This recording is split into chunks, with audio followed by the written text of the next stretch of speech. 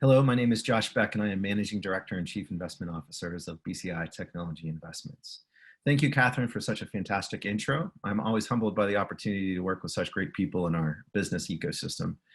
I truly appreciate everyone sharing their valuable time to join us to talk about value creation building today. Before we begin, let me take a moment to thank Ian, Micah, Patrick, Catherine, and all those associated with the ACG for the incredible work you do. And congratulations to Rob Dillon for an award well-deserved. For many business professionals, the last 5 months of volatility has made it very difficult to find footing and chart a path forward. However, one area of silver lining may be a significant increase in information sharing on market trends, risk, and opportunities. Thus, rather than listen to me present today, I think time's called for a conversation representing different perspectives. We have reserved time for questions. I challenge each of you to ask a question, and we will do our best to write you back after the event if we don't have time to answer your question today. As Catherine mentioned, I am joined today by Matt Carroll and Ken Segal, two professionals I learn something from every time I speak with them. Thank you both for your time today. Today, we will discuss value creation, strategic leadership, and exit planning. Now, I wanted to kick this off by just taking it back to the fundamentals of business. So I want to kick off today's conversation by framing everyone's mind around Stephen Covey's principle of proactive management. So based on this, the world is swirling around us with all these factors that we can't control. But what can we control? Our internal influences, our attitude, the development of our educational skills, the things that we learn as professional, lifelong learners, the enthusiasm that we bring to every day. Habits and hobbies. And habits and hobbies are really critical. Finding the time in the day where you're most effective. I know that we're all thrown out of our comfort zones. We can't go to our office anymore. Maybe your schedule has been disrupted, but finding those core hours within the day where you are most effective personally is really essential. And hobbies are just as critical. Finding ways to decompress, getting out of the house, whether it's hiking or doing something outdoors, just making sure that you're reverting back to the things that allow you to recharge your batteries. Remember, you're good to no one if you burn out. And the message, it's critical to remember that the way that leadership manages in crisis really dictates the effectiveness of an organization. So be proactive in what you can effect. To maximize value creation, I think it's critical for business leaders to understand where they fit into the larger landscape of US businesses and how to effectively move up that value chain as opportunities present over time. Identifying and tracking macro trends that inform decision-making is essential. For example, you can see a couple stats in the upper right-hand corner. Bankruptcies are up 43% year over year from June to June, with retail stores particularly hard hit. This is projected actually a year over year doubling of closings. And it looks like brick and mortar stores will be north of 20,000 closures this year. So let's take a refresher on organizational theory. So you can see here that I have highlighted two areas within blue. So these are typically the hardest areas for entrepreneurs and organizations to move up the value chain. So the reason being is that as you reach that plateau of 50 employees, you really need to, oftentimes this means changing from a figurehead type organizational structure to a more professional management team, bringing in outside people from the family, where those might have been, your CFO might have been your niece before. You might want to change that into a more professional CFO that can look at debt equity situations better, for example. And then that next one, kind of going above 100 employees, or I'm sorry, going above the 250 employee level is also incredibly difficult, because this also often means that you need to incorporate more sophisticated administrative processes. So a lot of entrepreneurs worry about losing their competitive advantage as their flexibility erodes, and you have more rigid reporting structures. You can't operate your business on a wagon wheel of reporting structures anymore. There has to be more hierarchy. You're incorporating more sophisticated and expensive administrative systems. You're not able to pivot perhaps as quickly as you were before. These are really hard things for founders or multi-generational family businesses to own. And this also tracks with total revenue, top line dollar amounts. So I want to get back into the foundations of something that seems seems very trivial, but is very important. So value creation within your organization can really be designated into 4 different pockets, right? And there's 4 different perspectives of what is value. So certainly between the owner and the family, there's a lot of emotional value tied up, whether it's within the property or whether it's in the physical location or the business segment or a certain customer group. The value to the employees might be completely different than what is valuable to the owners and the family that owns the organization. And that might be fully just bespoke from what customers see as your core value proposition to them. So it always amazes me actually that the Venn diagram of what is actually the core value that you can all agree on to a potential acquirer is actually a very small piece of that pie. And the critical thing whenever kind of positioning yourself for growth is both having an internal and external kind of evaluation of where my organizational value lies, not to me as an individual or an owner, but to external potential acquirers or stakeholders. So one example of this is I remember years ago, I helped exit a business that was a 3rd generation family owned business. And they were very emotionally tied to the actual physical location, in particular the original building of the business. And I remember them bringing in a high level acquirer that was a Fortune 500 company. And they took them out to the building and they said, this building is really special. It was built in 1936 and my grandfather used to park an original Model T in here. And you can see that this would have had substantial value in their minds. Whereas the acquirer, you can see on their face, they're like, that has no value for me. I'm not sure what to even do with that information, right? So understanding what the core value of your business is and how that is kind of externally communicated and perceived is essential. And what you'll also find is that the value to the acquirer is also going to heavily shade towards what is also most valuable to the customer. So whenever you're kicking off this analysis, kind of really trying to break down, do some surveys and some customer communication in terms of where they see your core value proposition, that will really help a lot of organizations kind of put you on the path for correctly evaluating and building value that is a core representation of what an acquirer is going to be looking for and actually will turn into physical dollars. Josh, I have a question if I may. Yeah, I figured you'd say yes. Value creation can vary widely by organizational type and level of maturity. What have you found are core actions business owners can proactively invest in regardless of industry specifics and market conditions? Yeah, thank you. Next slide, Ian. Thank you. So yeah, core foundations, right? So many different types of businesses, whether you're hardware, software, SaaS, a service provider, or a product provider as an OEM, you're going to have a different foundational base to what you do. But there's 2 core elements that regardless of what's happening externally, you can always focus on: establishing North Star values and establishing North Star goals for your organization. So whenever you're evaluating your organization, there's things that you can always do proactively. Do a strengths, weakness, opportunities, and threat analysis at every operational level that you're looking at your business. By doing so, you might find pockets of value within your organization that you didn't even know were there. You might find people that are being underutilized, or they might be real rock stars that you want to promote to a different role in your organization as you're doing that assessment. And what you'll also find is that this will create a positive feedback loop in terms of identifying individuals and populating a message of growth and strategic coordination across the organization. These are the type of things that have ever growing kind of positive influence on your organization. The core value and behavioral assessment is critical, right? So I think that, we as an organization have 10 core values and behaviors that we revisit regularly. On a monthly basis, we have a meeting where we talk about them. Hey, how are we doing towards this? Could we be doing better on any one certain area? And what we found is that that's been really received well by everyone within our network, because they see that we're proactively kind of engaging and moving the organization and their interest forward as well. And then identifying what the strategic objectives are, establishing that North Star. So the other thing is becoming an expert on your particular market segment. So understanding your competitive landscape is something that always amazes me. A lot of organizations don't understand what it looks like. They understand, they're like, well, we've got a healthy market share. We've got 4% terminal growth. We're pretty happy with that. And but are you really looking at who the new incumbents in your industry are? are you really evaluating what your core competitors who are holding majority market share are doing around you?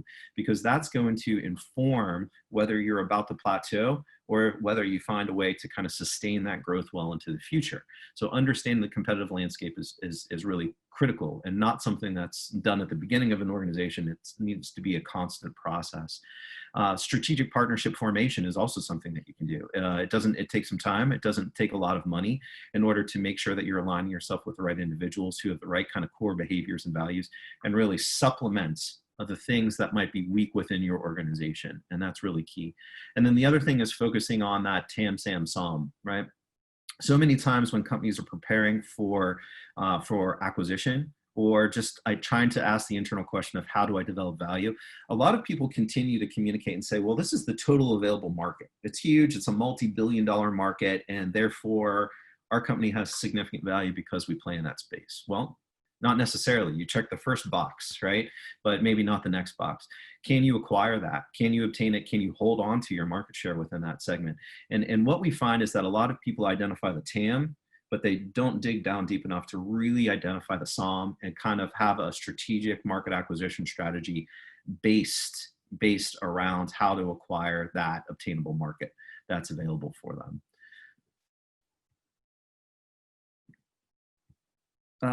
Next slide. So I wanted to segue over to Matt. I had a question for you around this, and this kind of builds on what we were just talking about here. So, what organizational skill sets have you, in particular, have allowed you to navigate through various inflection points in your business? Because I know that you've been through the roller coaster that's on the screen right now, 3 or 4 different phases, and in each of those phases, you found a way to kind of sustain that momentum. So, how do you navigate that, and how do those past experiences kind of inform your strategic business building value today? Yeah, thanks, Josh. So the stages that are laid out here are fairly accurate. It's no, you can't give one set of stages for any individual business. In our case, BCI, just for context, we started out primarily as contract manufacturers of steel stuff, mostly steel, but iron, castings, forgings, machine parts, and such. Mostly Pittsburgh-based steel and heavy industrial equipment. So we're making parts for OEMs starting in this area. And then we started in 2006, 2008. We shifted toward the West Coast, and we saw opportunities in solar, and so we jumped on those opportunities. And since that time, solar has become by far the largest part of what we do. And what we do is not just make stuff, but we get involved with particularly early stage companies, OEMs, of racking and tracking systems, stuff that holds up solar plants, right? We get involved with them at an early stage and help them design their product. We do DFM, design for manufacturing. We help them commercialize their product and go through the stages of growth. So we've seen these stages of growth in our clients, as well as we've gone through our own stages, which we'll talk about here. So the first is maintaining and being able to build relationships. Sort of an obvious thing, but as you go, and I know we're talking to a lot of young professionals here, maintaining and those bridges that you have to your previous lives and your folks that you've worked with you never know 10, 15, 20 years down the road when one of those relationships becomes incredibly important. Your best customer, your employer, or your best employee. And so that ability to maintain and build relationships, for us, our first 2 clients were companies that I had worked for in the past. And so leaving those situations, those jobs on good terms and maintaining those positive terms, really key. And as part of that, then you've got this set of skills that have brought you to where you are now. How do you create a business plan? How can you then articulate that business plan? And that's about understanding who you are. And Josh has touched on this as well. What value can you and the company that you're thinking of starting, what value can you bring to your clients that helps them grow, right? And you have to be able to articulate that and live it, feel it, breathe it, and really believe it, right? So that you can sell it, frankly, and execute. So it has to be something you really are good at. In our case, I grew up in Asia, so we had this deep Asia connection. The B in BCI, Tim Branningham was born and raised in Asia, so we had that natural affinity. I had worked a lot of my career over there. He had a family business manufacturing stuff all through Asia, so we had this core competency, and we exploited it, frankly, and so we understood ourselves, as Josh referred to.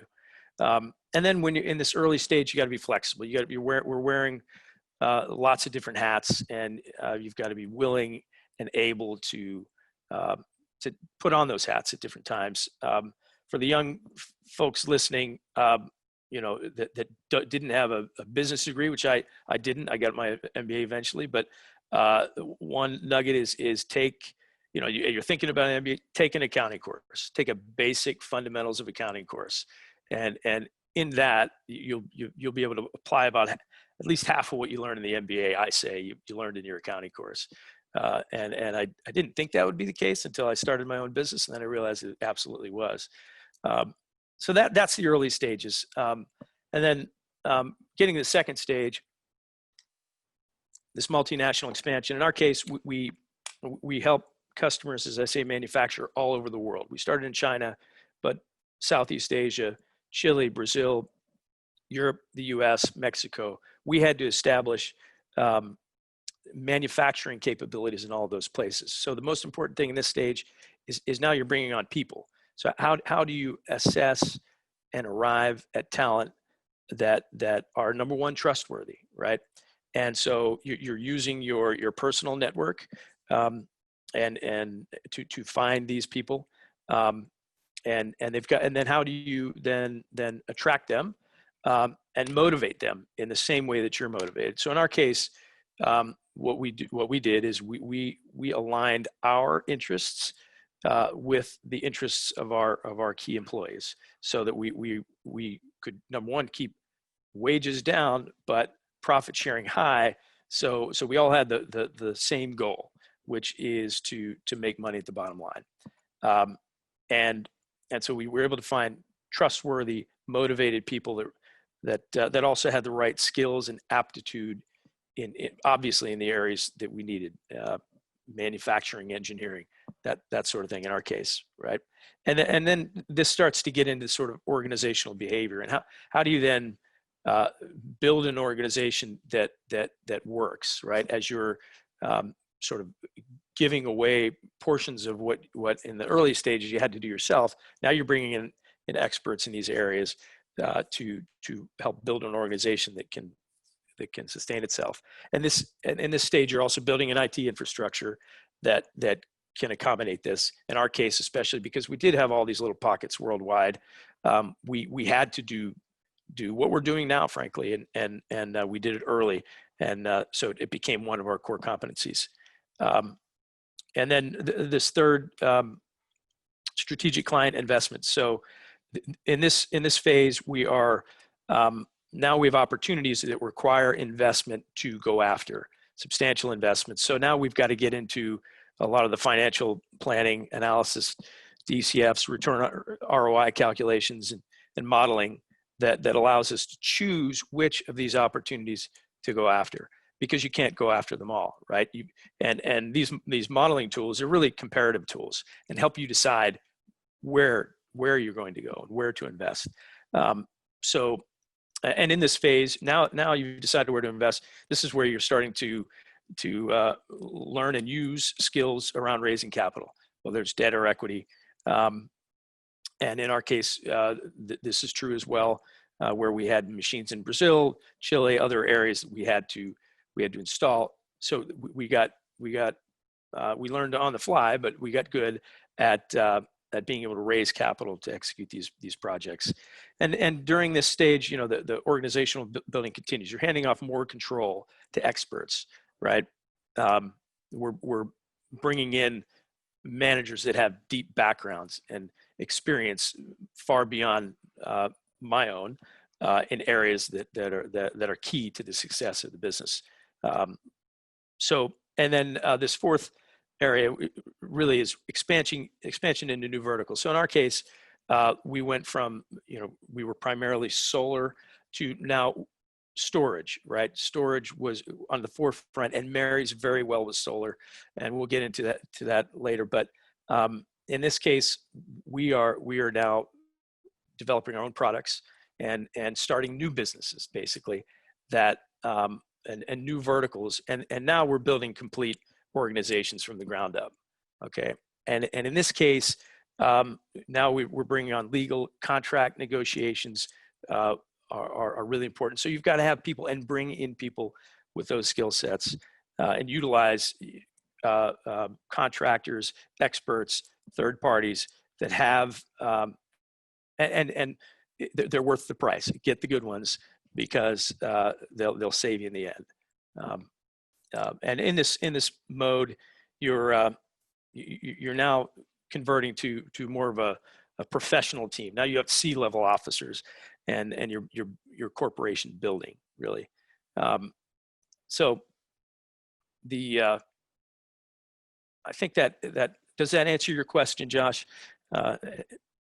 Yeah, that absolutely does. I think that was a great question, Matt. And one thing in particular that I found so impressive with the work that you and your team do is that it kind of goes back to that initial slide of focusing on the things that you can impact. And I've always been so impressed at how even keeled you are through volatility, and you always seem to raise the bar and ask the larger organization, there's opportunity floating around here somewhere. Let's find it and let's grab it and take advantage of it. And I think that's been, from my personal assessment, that's been really a huge element of your success in that path to kind of sustained momentum.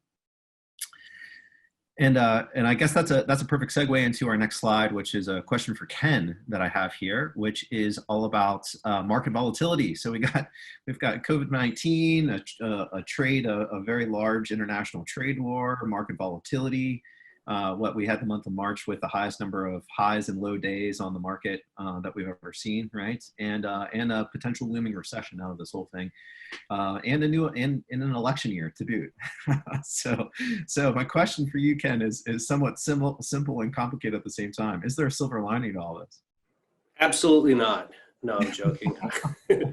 Yeah, no. For those of you who've gone to business school, there's an old, an option strategy, which is a butterfly for basically you make money on the volatility on both sides.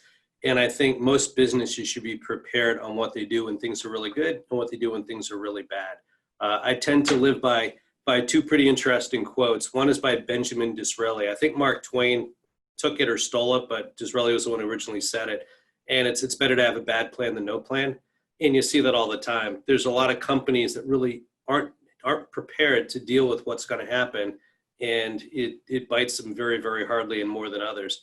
And the other is a quote from General Schwarzkopf, which is the best war plans go out the window as soon as the war starts. So if you kind of live by both of those, understanding that you have to be prepared, but fully understand that once everything starts going bonkers, it's not going to go as you plan, but at least have that mindset that you have your eye on the horizon in the right manner. And what people really don't understand, or they should understand, is that really there have been economic downturns every 20 years since Middle Ages London. So we shouldn't be surprised every time one happens. And the more you kind of live through them and the more gray you get, you kind of ho-hum the next downturn. Now, COVID is more pronounced than others, but on the same token, it's the same basic discipline is if you think a storm's going to come every now and then, have the levers in place so you know what to do. And basically what we like to equate it to is like when you see a football coach, I'm not going to tell you, that's not Fenway Park behind me, so don't think ill of me. But, there are certain coaches that have two-sided laminated pieces of paper when they coach. And what that does is it gives them every possible scenario so that when it's go time, they don't have to think about it. They've already thought about it when they're calm and quiet. And it's really have to do the same thing with your business. So as a result, it's critical to plan for a downturn at any time and to act proactively when it does. The one thing that I always tell, and you can tell it really now across our client base, is there are some of our business owners who have really grasped it and have embraced the notion of change. and others are just turtling, and it's frustrating because there's families at stake. There's all sorts of people that are relying on the corner office to make the right decisions. And sometimes it's frustrating when they're just not rising to the challenge and others totally surprise. So what are the basic tools here? The basic tools are to create a sensitized financial model during quiet times that let you quickly see the impact of different scenarios and stressors. Again, anticipating that every 10 to 20 years, you're going to have a downturn. So don't be surprised when it happens. And part of that too is, have I read my loan documents? Have I read my lease documents? Do I know what rights I have? Do I know what rights my shareholders and lenders have? I get calls all the time now when it's DEFCON 5 and folks want to say, what do we do? What do we do? And they're not familiar of what they currently have as far as risk and monitors. So you have to take a step back and really figure that stuff out. The other thing that I would strongly tell you, and I think the bankers in the room would agree, I'm a recovering banker, is that bankers are not advisors. I'll say that again, bankers are not advisors. Bankers are paid to provide you capital, get it back plus interest, and move on to the next loan. If you're having problems, things may be cordial with your bank, but they may not possibly end up cordial with your bank. So obviously give open disclosure to your bank of what's going on, but you've got to have your own solutions. The banks aren't going to be your advisor in that capacity. The best example I have is a general contractor, real estate general contractor client of mine. He's an engineer by trade, so I know Matt would like him. And all he hired me to do 2 years ago is, there's going to be a downturn in the real estate markets. There's going to be a downturn. Let's prepare. So we've spent the last 2 years meticulously putting together a plan. So when the fit hit the shan, as they say, revenues went down like a rock. It went down 30% in the first 60 days of COVID. Guess what? His expenses went down by just as much. So he absolutely kept pace with the falling knife. And now he's doing very, very well on the rebound, where his sales are probably going to be up 25%. So he stockpiled his cash. He managed his working capital. And now he's saying, dang, I've got this liquidity. Real estate's getting hammered a little bit on the commercial side. Maybe this is the time for me to opportunistically buy a headquarters instead of lease. So that's the poster child of understanding something's going to happen and be prepared. And it's really gratifying when it does happen in that manner. So it's also critical to acknowledge that you must operate more proactively, embrace and adapt to the new norms, and your employees and their families are relying on you. So please take that seriously.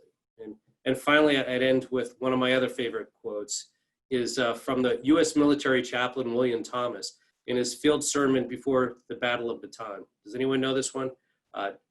His quote is, "There are no atheists in foxholes." So, and business is war to some extent, and you are fighting for survival. So you have to embrace it and understand that if you're going to lead, you better lead like hell and fight for your life of your company. And it's really gratifying when folks really do take that path.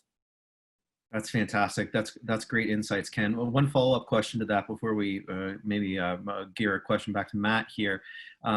So you gave a great example of someone who proactively prepared 2 years ago. Now they're sitting pretty. Now they're able to maximize a downturn economy, buy at value, exit at even a higher value. So then they're going to come out in spades in this one because they had 2 years of prep. So what advice would you give to a company that was thinking, hey, we really were in the middle of starting to prepare to try to exit. We started preparing in January to exit in December, or we'd really like to prepare now to try to exit in 2021. What advice would you have for them? Same exact thing as if you want to sell your house. If you decide on Thanksgiving Day you want to sell your house, you don't put it on the market December 1st. For a lot of our companies, it's a multi-year process to truly get the books cleaned up, right-sized, and position the company for success. So that just means being as proactive as you can. Having a very, very robust and defendable multi-year forecast model to show how you're going to do. Have a business plan that answers all the questions on the test. Whenever investors or prospective buyers have to think your price goes down, preemptively address those things. It's all about playing offense. And, it's like being home. I consider COVID's like when you're home for a blizzard. Use the time well. I don't do scrapbooking. So what I do for companies, you take the downtime and say, okay, if sales are down 20, 30% now for the next 60 days, let's use this as an opportunity to really, do the maintenance and proactive work we have to do. Yeah, and we are absolutely, that's a great point. And we're absolutely seeing the same thing on the venture capital side and kind of the private market investing side, which is that there's been a clear delineation in terms of how we're deploying capital and how others are. And it is the most, the people with the best populated data rooms, those who have really buttoned it up, who have a vertically integrated kind of go-to-market strategy around it. Just that preparation immediately gets people to kind of the front of our attention whenever we kind of see that people have dotted I's and crossed T's before it even made its way to us. Absolutely. Yeah, and what we find is that, particularly in this environment, is deals are getting done, there's no question. And where a lot of sellers are concerned or gun shy is they say, well, I've gotten my clocks clean for the last 120 days, woe is me. And to some extent that's true, but a buyer is buying you for your future cash flows, not your historicals, and not for, God forbid, the last 90 to 120 days. So it's incumbent upon you to tell a compelling story to say, yes, the last 120 days have been a bummer, but here's our future cash flows that we can deliver with confidence, and that's going to drive your value. So it all comes down to having preparation. And like in our world, I have one client that's grown 20-fold this year. They were a sleepy little company that made sterile rubber gloves. Guess what? Not so sleepy now. They grew from a little to a lot and just got a very sizable government grant to expand operations here in the States. I've got some other folks that have been nimble that had capacity, cold brew coffee manufacturers that are making hand sanitizing lotions. It's just a matter of being nimble and saying, what's in the market and what do I have to be able to adapt and not complain and say, woe is me, but okay, I have resources, I have smart people. What can we do to help thrive in the new normal? Yeah, absolutely. Next slide. So I put together this slide as a question for Matt here. So Matt, I threw together some I cherry picked some macro level market data on a few industries. I'd be interested to know, how are you looking at macro level data to help you inform your value growth strategy? Right, thanks, Josh. So we're careful about which markets we get into, and we are looking for markets that have high growth and high growth potential. We've been on both sides of the equation, and what we do, because we're fostering growth companies, just lends itself to areas where there's room for growth, right? So whereas we started in companies where there was no room for growth, that skill set just didn't apply, right? And we had the skill set, but there was no use for it. So, which is what led us into solar in terms of our skill set.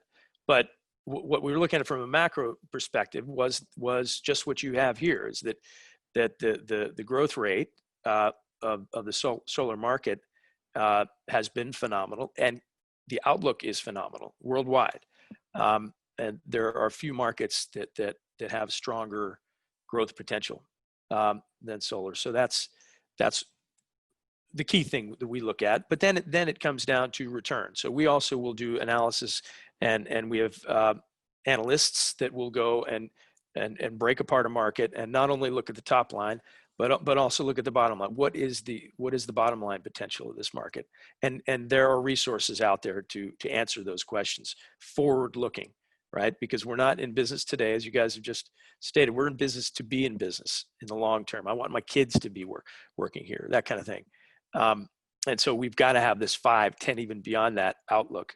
And then it's a matter of, okay, if this is the margin level for the typical company in this industry, how can we, if we're in this industry, how do we carve out additional value, right? How do we play in that arena and carve out more margin than the standard player in that arena? And that's knowing yourself. And in our case, it's our contract manufacturer. How do we use those skills, supply chain, et cetera, designed for manufacturing, to carve out a higher margin within an industry that has high growth?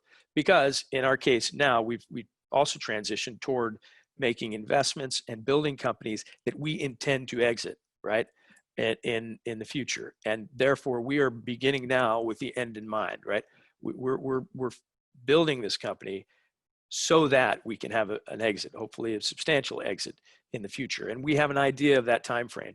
And we're looking at the industry to help us answer the questions, how we position ourselves for an eventual exit right on day one, which is really important stuff. Some of the other macro stuff we look at, trades in government incentive programs or lack thereof. These change all the time, and we're in a state of incredible flux right now, especially in this market where one side is potentially investing trillions, and so the way that falls, we've got to be able to react. And as Ken says, we know how we're going to react whichever way that falls. We also look at trade. For us and most businesses now, really important.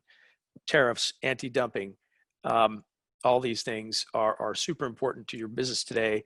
They also can reveal silver linings, to use your phrase from earlier, where you can take advantage of trade actions that maybe hurt you in the front end.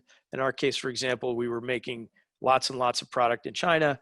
We were early, which you've got to be early in moving that manufacturing out of China down to Malaysia. And that was, it's been a tough couple of years, but now we're actually doing very well. And we flipped the script. Now what had been a disadvantage, it becomes an advantage. So those are some of the things we look at on a macro level. And Josh, you're in these same industries, obviously. And so I see on your chart here, solar inverters, solar modules. What leads you to the bearish perspective in those two markets? Yeah, it's a tough call, because whenever you look at solar inverters kind of from a TAM, SAM, SOM perspective, right? So from the TAM, 13% CAGR, that's nothing to blink at. That's a legitimate growing industry. But whenever we counterbalance the way I look at inverters versus energy storage devices, large utility or commercial industrial scale batteries or electric vehicle type batteries, energy storage is kind of more of a greenfield industry. So there's not a tremendous amount of embedded players. Yeah, certainly there are some large lithium ion producers out there and manufacturers.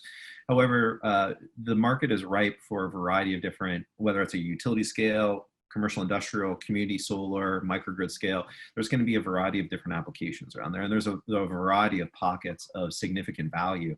So, and I think that one of the things you can see above is you've got the solar markets, which rolls in the kind of the development, the sales, the services.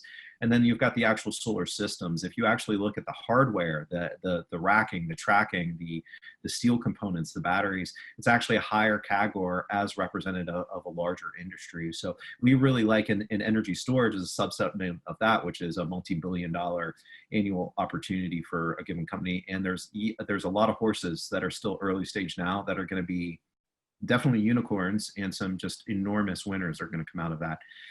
Compare that to solar inverters. Solar inverters, certainly they're essential for the larger system to work. However, that particular market segment is dominated by very large multi-billion-dollar organizations. And it seems that on the power side, on the inverter side of that these organizations in particular seem to gravitate more towards a in-house R&D development process rather than a growth by acquisition process. So what that tells me is that, yeah, you better think long and hard before you invest in an inverter company. You could make a lot of money, or you could find yourself stepping in the ring with someone 3 levels above your weight class. So I see a little bit more risk there, and there's just better pockets of opportunity elsewhere. Same with the solar module side. 4% CAGR isn't too bad, except you've got a lot of embedded players that already have hundreds of millions of dollars of CapEx already launched and already paid for, so they're able to kind of provide better products and cheaper products right out of the gate faster. Compare that to off-grid products, which would be microgrids, distributed generation, community solar, or what we're seeing on the commercial industrial side of the house, a gravitation towards independent power producer contracts rather than PPAs, which are negotiated with the utility. So it'd be almost kind of an islanded energy resource. So there's just on the solar module side, the other thing is, even if you do have $100 million and you want to put something in the US, you better have a larger stakeholder support and some government support, because the Chinese government has deemed that a strategic national interest. So you better have a stakeholder with more money than the Chinese government. So that's the way that we kind of look bullish and bearish on different segments there. Next slide, Ian. So as we kind of move into the way that we look at this, the question would be, how do you compartmentalize information? So Matt asked me this earlier today. So how do I compartmentalize the information in a way that helps selected teams with the highest probability of success? So my short answer is I kind of break this down for my team in this way. So we look at things in 4 particular buckets. And I think that critical to all this is that everything has to be process oriented. We invest in companies that are process oriented, with sales oriented CEOs that understand how to obtain market share. Those things, in terms of the way that they look at data, the way that they synthesize data, and the way that they act and execute on that data, is really core to our decision-making process whenever we look at opportunities. So between this, there's 4 kind of macro level categories: team, technology, viability, and execution. And these are actually in a very deliberate order.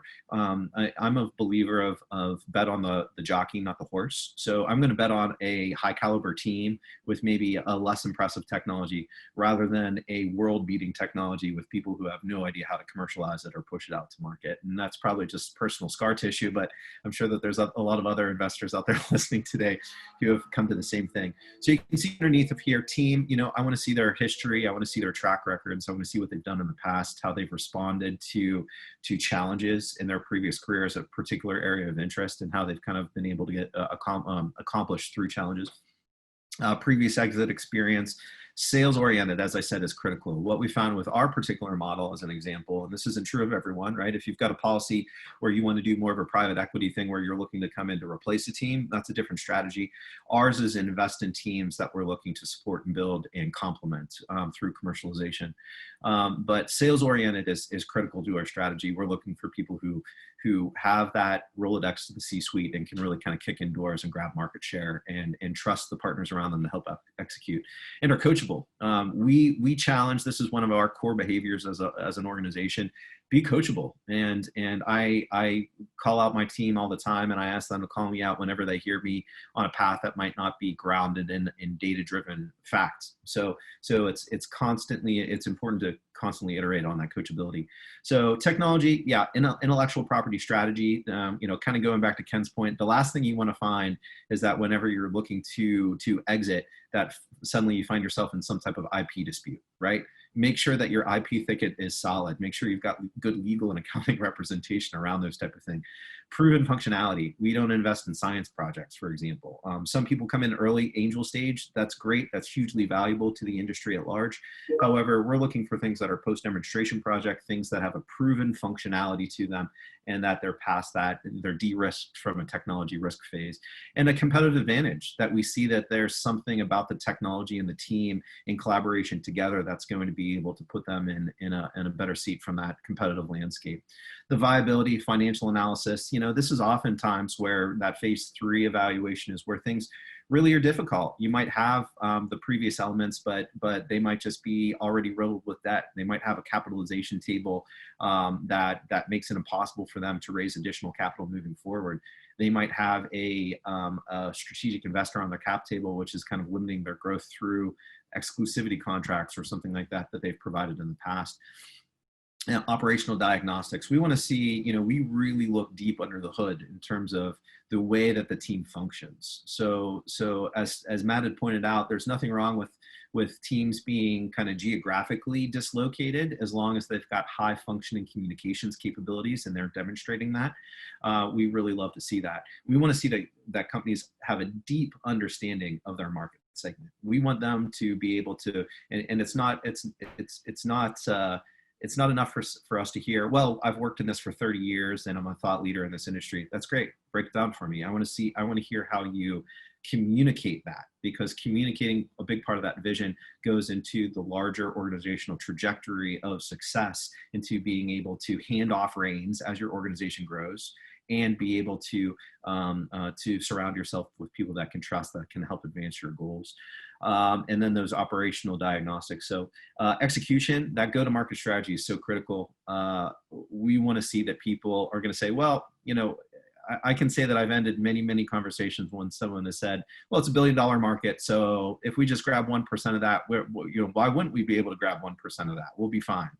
No, that's not enough.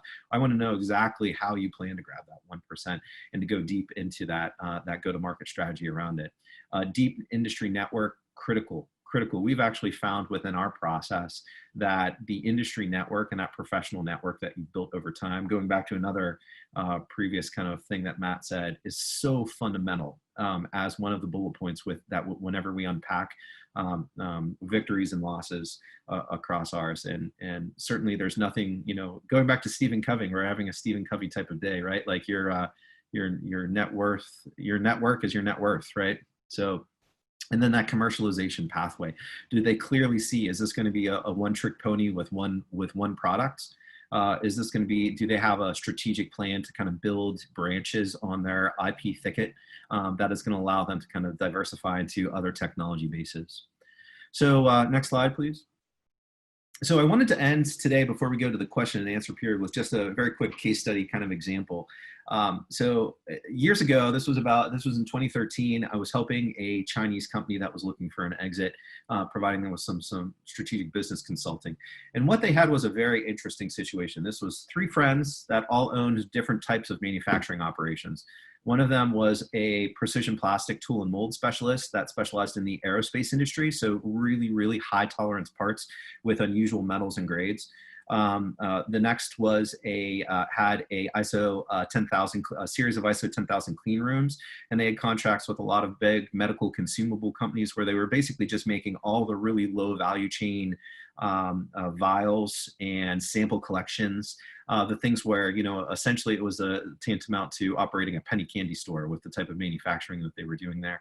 And then the third actually had a market expansion company that was helping companies expand throughout East and Southeast Asia from other markets, not on the manufacturing side, but on the new business acquisition side. So the 3 businesses were all around $25 million top line revenue. And the 3 of them said, boy, I can't afford the new CapEx to put in my own ISO 10,000 clean rooms and jump into medical devices. And I don't have the sales team to do this. So the 3 of them actually decided that they were going to merge all 3 of their companies together and create a balance sheet of $75 million. Now, in the process of doing that, what they did was they tripled their operational capacity while they basically reduced their operational overheads on the SG&A side by about 50%. So then they saw almost immediate cost savings by doing that. And they essentially came up with just a profit sharing interest plan, a third. So the strategy here was for them to position for a 2-year exit. The way they did that, I had never seen before and was pretty creative. All 3 of these guys were kind of drinking buddies. They were very much into Chinese rice wine. And for any of you who have done manufacturing in China, you know what I'm talking about. It's a combination between sake and, depending on the quality level, rubbing alcohol. So it's hard to tell what you're going to get, but these guys enjoyed it. So what they did was they actually went to an auction and they spent $100,000 on a recipe from some emperor during the Ming Dynasty, I believe, for his Chinese rice wine recipe. They set up a manufacturing operation around it where they started to brew it. They spent about $400,000 on a marketing firm to come and do all the branding and marketing. And what they did was they actually created these very, very expensive, high-end looking casino chips with a QR code around them. And what they did was every time that someone did a business deal with them, they got one of these casino chips. And then the person scanned the QR codes and it took them to a very well done website, which was tailored specifically for them so each QR code was tailored with that person's specific name. And then it gave them the rights to buy, the opportunity to buy 1 bottle of this from them for $5,000 a bottle. Now, the interesting marketing strategy around this was that for them, they didn't really care if they sold any of these bottles. They didn't think that they'd even sell 1 bottle for $5,000. They were just trying to project something that was exclusive. They were trying to project something that said, hey, listen, we are value. We have value. We're associated with things with value. And yeah, this is a little gimmicky, but it sure worked for them. What they were able to do then was that the word got out about this. People started buying these bottles because of the exclusivity factor of it. And people started contacting them saying, hey, listen, I'd like to do a business deal with you in order to get one of these casino chips because I'd really like something exclusive here. And my friends got it, and it turned into a little thing of keeping up with the Joneses. So they were able to generate so much new business and expand their business operations within an 18-month period that turned their $75 million organization into a $250 million exit within a 24-month time frame.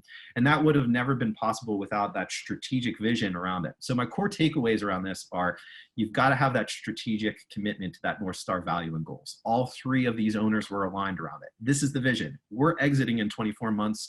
How can we get the highest dollar amount possible around this? Let's try this. That critical strategic partnership alignment, that was essential for this. None of them could have individually done this alone, and all three of their parts made up to a much larger whole. Deep market sector understanding. These guys understood what their client base looked for. They understood that they were working with a lot of supply chain related people, and that the supply chain elements of these organizations did not have an opportunity into an exclusive offer very often. You know, the underappreciated aspects of a lot of business are the supply chain managers. And then they clearly articulated the execution plan. This is what we're going to do. This is how we're going to roll it out. And here's how we're going to grab market share, and we're going to invest behind it. So this is all kind of going back to the beginning.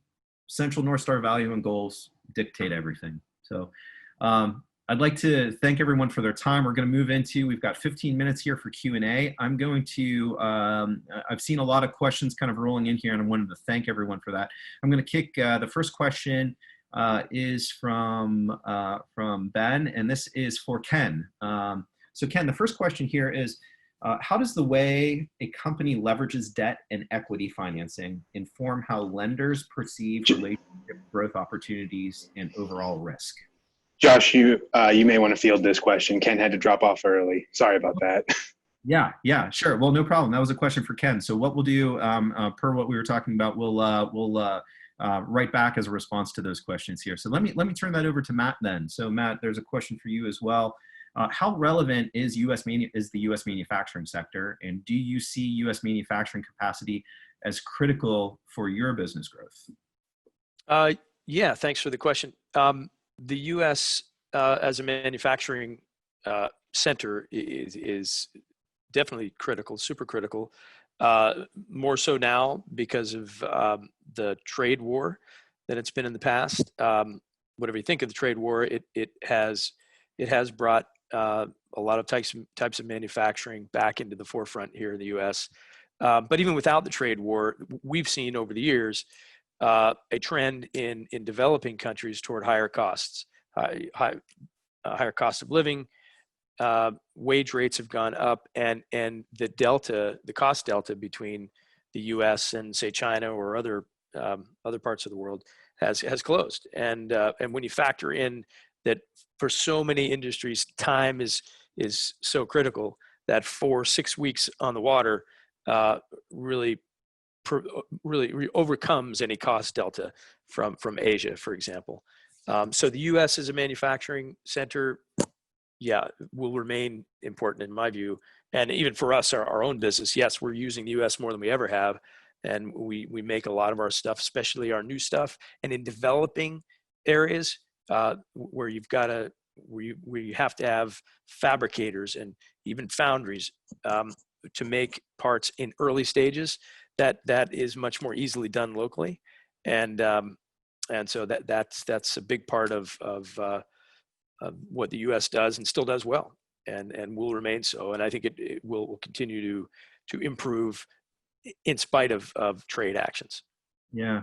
Matt, do you think, kind of building on that, do you see that, is there geographic pockets of where you see manufacturing returning or expected to? There is, and it often centers around state law, and so certain states are more friendly toward businesses, and a lot of the investment is coming the other way, meaning we've got Asian companies coming to invest and set up in the United States, and they're often setting up in places like the Carolinas, where labor rates are lower, and frankly, where the likelihood of unionization is lower, and that's well understood by investors. So regionally, yeah, there are winners and losers for sure. Yeah, for sure. Thank you, Matt. So it looks like the next question is coming in from me. It says, I referred earlier to the challenges once a company grows to 50 plus employees. In the current economic challenges driven by this pandemic, what are the short-term and long-term considerations a company should consider on whether they want to grow to 100 plus employees? Yeah, thank you very much. Really appreciate the question. So on the short term, I think it's the self-assessment, right? Before if you're at 50 to 75 employees right now, rather than just throwing, this is not the time to just throw willy-nilly, any extra heads, let alone 25 to 50 extra heads in your organization, unless you've got a strategic plan around that.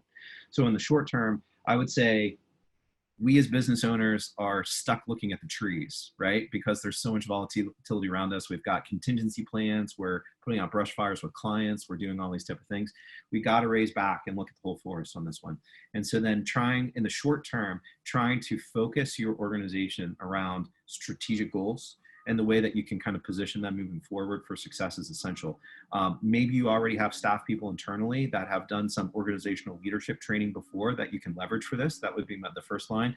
And if that's not a possibility, then there's lots of great organizations based here in Pittsburgh and throughout the United States that really focus on bringing in professionals to really kind of help you step through that. What I've often found in that, and certainly I understand that some business owners might say like, well, I don't want to spend $10,000 or $20,000 on a leadership consultant to come in and unpack that business, or I don't have time to unpack my business. My answer was, you don't have time to not unpack your business, and you need to be doing it more regularly and incorporate that into part of your regular kind of monthly routine. I would say that in terms of engaging an individual on the organizational leadership side to kind of help you structure your strategic plan, oftentimes they can help you finish that in about half the time it would take you internally. It also provides that external kind of stakeholder to keep you accountable, to keep the process driving forward. And I think that you're going to find the outcomes of that are generally better. So I'm generally an advocate of bringing in an expert on these type of things for a lot of organizations, particularly as they're leaving that 50 to 100 personnel stage. So something to consider. And then the second question around that is the long-term considerations a company should consider here on whether they want to grow to 100 plus employees. So I would say that goes into the market assessment, right? So then you really want to do a true self-diagnostics. If you're in an industry where your company has truly plateaued, that you have obtained all the available market share that you're ever going to obtain, that's actually a great thing, because that provides you with a base of great operations. Then that allows you for you to be able to build the branches off the tree. So then I would say that the long-term consideration is really focus on what your core value proposition is, and then try to build new revenue streams based off of that, rather than trying to say, hey, we make plastic parts and now we're going to open a at-home therapeutics company. It's going to be a lot harder of a pull. So make sure that you're doing complementary things. Matt, we've got another question for you here, and we've got about 5 more minutes here today. So the next question for you is, how do you continue on a path of sustained momentum during times of market uncertainty like now? So that kind of is a great piggyback on the last question. Right. Yeah, it is. It's a bizarre time. And there's several ways to look at it. One, as we've talked about, there are opportunities during any downturn. And so part of any downturn is finding those opportunities and then exploiting them. And we've talked about different opportunities that exist here. So finding those opportunities and then finding them early and acting early. And it's easier for a small company to do it, but reacting quickly, speed to market is key. So being the first or one of the early to make a move, and then also being judicious about spending, and looking at your total spend and making sure that that it's commensurate with what you've got in front of you. If you can, it's best to invest in a downturn, as we've already talked about. So finding a way to do that, and with the pre-planning that Ken had talked about, if you've got a little war chest to invest during a downturn, you typically come out in a much better place on the other side. Over to Josh, you, Josh. you're on mute. Okay. Thank you very much. Appreciate that. So I'm always interested to hear your perspective, Matt, in terms of, you've been a part of building and facilitating or watching as an investor from the sidelines as companies exit. So how do you know, kind of a macro question, how do you know when it's the right time to sell your business? Yeah, no, that's a great question, and you've got to be planning for this, right? And you've got to be able to know when it's right by, before it happens, right? Otherwise, the time is going to pass you by. So I think it's key that you're into the hockey stick of the curve typically. And so you can demonstrate that you've got a pipeline that will help you build a valuation argument to grab the highest value that you can. And you've also got to look into the macro trends and whatever industry you're in, where do you fit within that macro trend? Mm-hmm. And if you see, for example, that there's a long distance trend that you perceive that is maybe going in the other direction, well, that's also a good time to consider an exit. So it's going to vary by the industry, but I think typically it's going to be when the pipeline is the strongest. And if exit is your idea, and in certain businesses for us, exit is the idea, we're planning to be well into that hockey stick curve and able to build that valuation case to the potential acquirer that will allow us to get the biggest bang for our buck. Thank you. Yeah, thank you, Matt. Really, really great insights. Well, I think that we'll take that as the last question today. I'll make sure to reach out and answer the other questions that came through that we didn't have time to. So one last thank you to ACG and everyone associated. Really appreciate your time. Really appreciate you as the audience for taking your lunch break to join us today. And thank you. I'll turn it back over to